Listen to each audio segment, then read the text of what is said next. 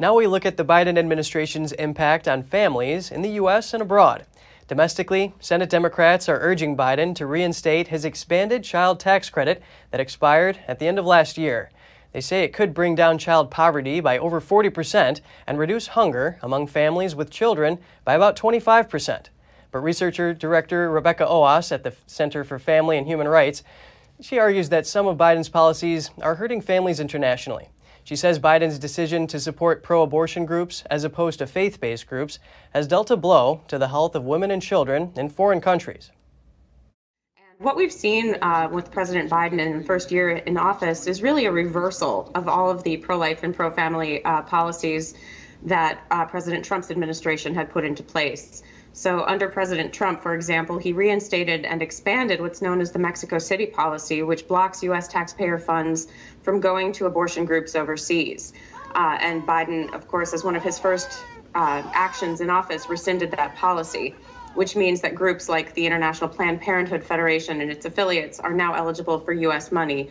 Of course, because of a law that's been in place for many years, the U.S. does not fund abortion itself directly, but we know that money is fungible, and so the organizations that do promote abortion overseas, if we give them money for anything, it goes toward their work in expanding abortion and also lobbying foreign governments to liberalize their abortion laws.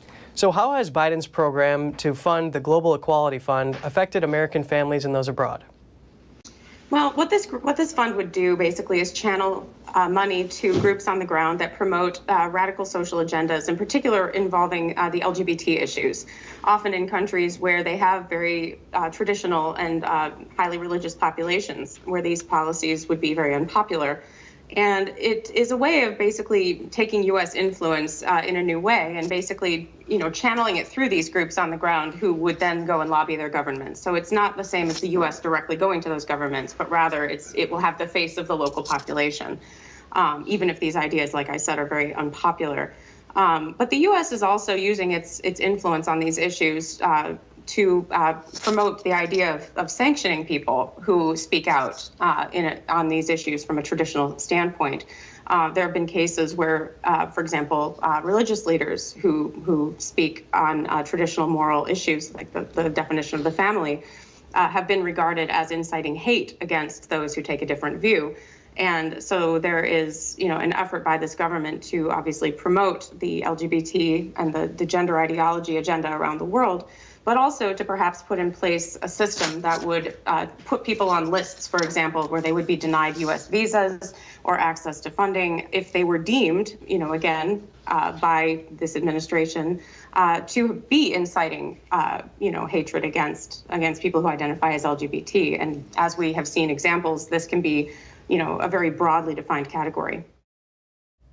The Biden administration has made a goal of protecting the human rights of LGBT people abroad. Through the U.S. Agency for International Development, it seeks to decriminalize same-sex conduct. And according to the White House website, the State Department, through the Global Equality Fund, provides emergency assistance to frontline human rights advocates.